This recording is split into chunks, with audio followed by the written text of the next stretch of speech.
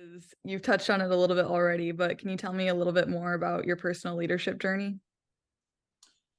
Yeah, so personal leadership journey, I think started back in elementary school. I had a lot of just, I don't know, weird teacher experiences, and I didn't really understand why these adults were behaving the way they were.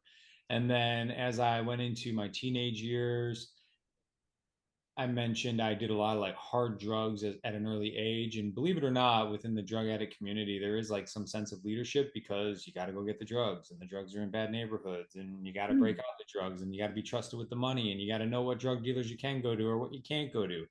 And yeah, it was a really unique experience. And I feel like I developed some sense of leadership through that process because I always had like a game plan, and I was able to positively influence. Well, I say positively influence. In reality, it was a negative influence, but at that time, it seemed positive. People to come together for a united cause. And then when I went into the military, I thought everybody was going to be more open because we're all there for the same cause. And it wasn't the case. It was very cliquey, very apprehensive in terms of people in leadership positions at a young age. And then I picked up a leadership position at a very young age. I got promoted to corporal at like 19 or 20 years old, like a year in the Marine Corps.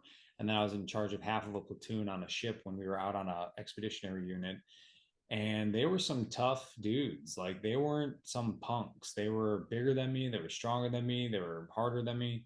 And I had to be able to not say, oh, I'm in charge, listen to me, but actually think of ways to positively influence them and creatively motivate them to where we could accomplish the simple task, picking up the trash and field day, cleaning up the squad bay area. I forget what they called that area, but yeah, so it was definitely a challenge when you have to tell some dude who's 6'4", 220 pounds from the Bronx, who, had two choices: join the Marine Corps, go to prison for 15 years at 18,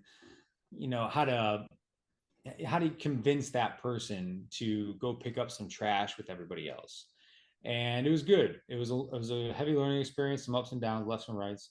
But then ultimately, when I started going overseas and going into combative situations and getting ready for those combative situations, and then dealing with those situations, and then coming back, that's when I really started to notice people who thoroughly were good, great leaders because they were doing all the little microcosm, organization, and making sure things were always seen all the way through. That's the most biggest important thing, is follow through when it comes to leading by example. A lot of people could start, but not a lot of people could finish.